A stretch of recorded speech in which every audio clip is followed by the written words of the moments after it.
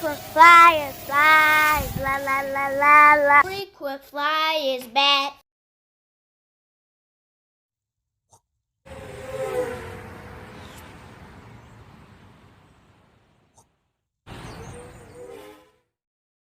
What's up? You checking out the Frequent Flyer? Welcome back to the channel. Smash the like button to show your support. If you're new to the channel, I'd like to extend a warm welcome.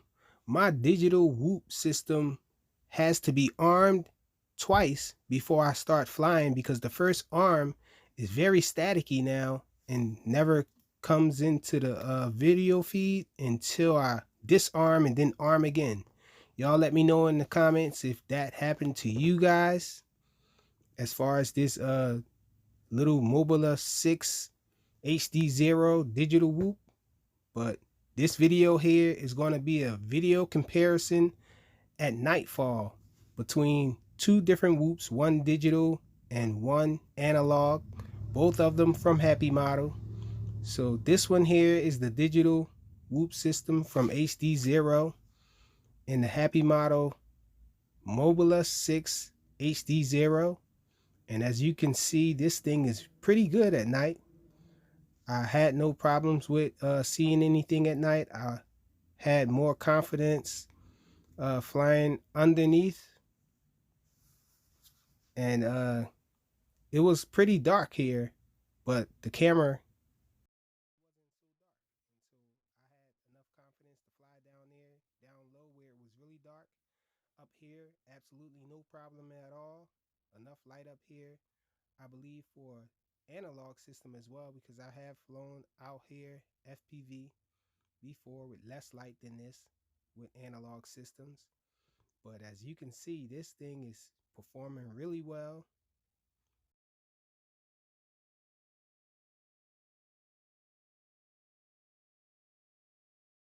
I can't remember what camera is in here. I can't really remember. I'll let you guys know in the description if I find out. Well, when I find out, I'm definitely going to find out. But as you can see, I'm back down low underneath here again. And it's doing really well. I was a little afraid to fly this guy in acro mode because it's a little more expensive than the analog. And I only have one of these little things. So I was really cautious with this thing as far as getting really crazy with it. I was just flying it in angle mode. And it was doing pretty well at night. I was having some fun just flying around out here at night. I was making sure I didn't go too far over to my neighbor's side because they were outside having a little fun on their deck, so I didn't want to disturb them. And so a quick little flight with the digital system just in this little vicinity here. And so coming in for a landing here, and I had the idea to throw up a peace sign so you guys can see how visible my fingers and everything were here. And so let's go into the analog system. Okay, this little whoop here, as you can see by the OSD information, is the Mobula7 1S. But I'll have it in description, the exact name of this camera that they're using for this Mobula7 1S. And as you can see a little when you're in the lighter areas. I was completely satisfied with flying out here in the open where there's more light, but I was terrified at flying this thing down low like I was flying the digital system because you can't see anything. I think it's fair to say that the digital system is a little more night flying friendly. When I go back over to the darker areas, I just start to get a little nervous because it's completely darkened. Out here is fine, so I decided to stay out here and fly around. And so I was flying this thing in air mode, doing a little acro.